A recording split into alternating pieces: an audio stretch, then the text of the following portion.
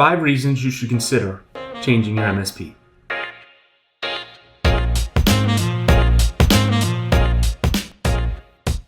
So a few years back, I got a call from a friend of mine who said that they had a client that was needed some assistance. And it turned out it was a defense contractor that had been with an MSP, the same one for, I want to say, 7 or 8 years. They had a very good relationship with them. They liked the owner. They liked the team. Response time was good. In their minds, everything was rolling along smoothly until they were told by the government that they had to hit some additional compliance standards. Right? This was around DFARS and NIST and things that they were trying to do and contracts they were trying to get. And if they weren't at a certain level, they couldn't get those contracts. So they basically went to their MSP and said, hey, we need help. We need you to help us get compliant. We need you to help us meet this certain mark, right? How are we going to get there? How do we do that? And basically the MSP didn't know how to do it and did not have the technical resources and the technical knowledge to help them get there. So thankfully, they reached out to us. We were able to come in, get them squared away, get them to the level that they needed to be. It took a lot of work. It was a very large process, but thankfully we had the technical depth to do that. So that's one of the reasons that, sometimes it's worth taking a look at other MSPs to see what's out there. So what I want to do here is give you 5 reasons why I think it might be time to consider changing your managed service provider. Number 1, if you're not moving forward, you're moving backwards. So here's what I mean by that. Complacency is a real thing, and especially in the MSP world. I've worked for a few of them now.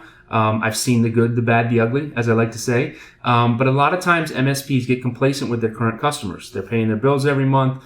So you know what? Let's just leave them be. Everything's fine. Well, the truth is, as you know, as a business owner or C-level executive, if we're not moving forward, then we're going backwards, right? So that's reason number 1.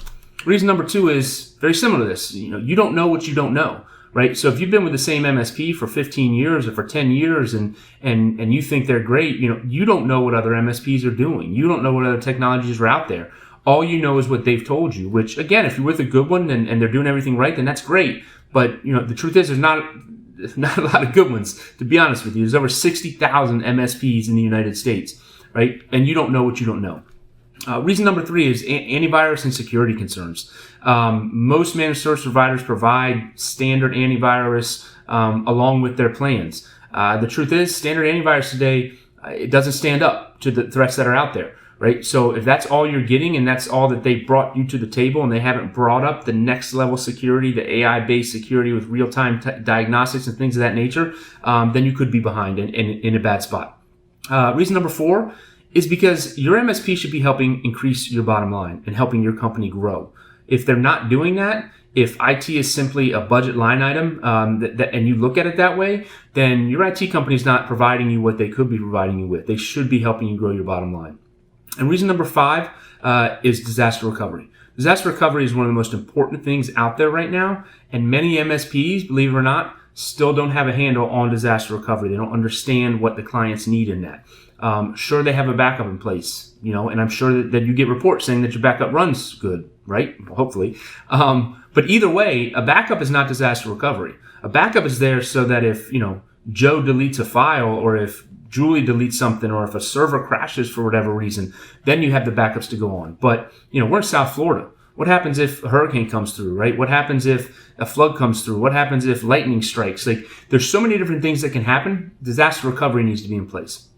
So those are my 5 reasons why you might want to consider changing your MSP. Thank you very much. Gene Mobley, Digital Consulting Group.